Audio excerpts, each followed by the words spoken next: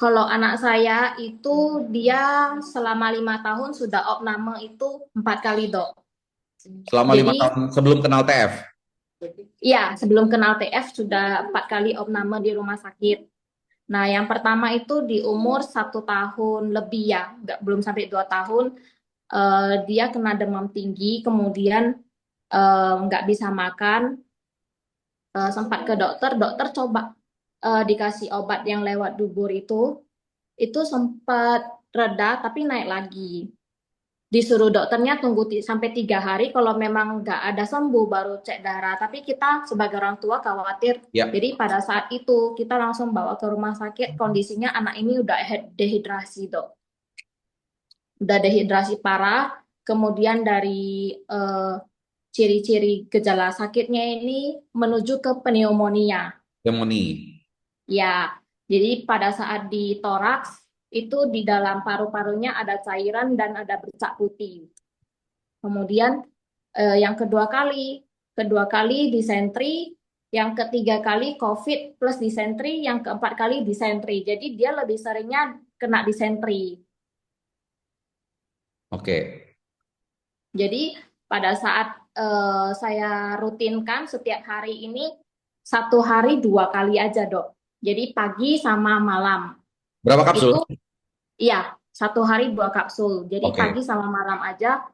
eh untuk demam itu udah nggak pernah. Biasanya kalau dia demam, Dok, saya kasih obat apotik pun nggak ngefek. Soalnya dia Betul. sudah sering masuk rumah sakit dan konsumsinya antibiotik. Ya. Jadi obat yang di apotik itu dia nggak ngefek. Jadi turun tapi naik lagi, turun naik lagi. Dia kalau udah demam tinggi saya paling takut, Dok. Jadi udah demam tinggi pasti masuk UGD ujung-ujungnya.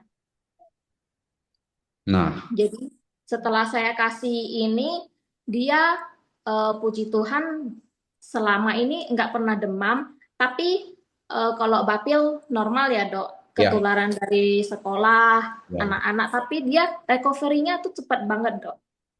Tanpa minum obat, tanpa minum obat ya, Dok. Cuman ini aja saya kasih. Kadang kalau dia pas lagi sakit, saya kasihnya double dosis. Jadi 1 hari dua kali tiga. Jadi Jadi kalau sakit, 1 hari 6. Feni berikan 6 kapsul gitu ya. Iya, kalau dia lagi pada saat batuk, berdahak sama pilek sampai apa hidungnya tersumbat, saya kasih 6, Dok.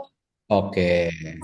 Jadi itu teman-teman, kalau untuk cerita dari Feni ini, biasa anaknya mendapatkan obat dokter, antibiotik, biasanya tuh obatnya tuh sudah obat paten ya, biasanya ya, nggak lagi, nggak pernah tuh terima obat generik. Terus kalau demam mungkin harus pakai obat proris ya, dari anal ya, dari dubur ya. Iya, heeh. Tetapi dampak yang besar terjadi setelah TF3 masuk, recovery-nya sangat cepat gitu ya.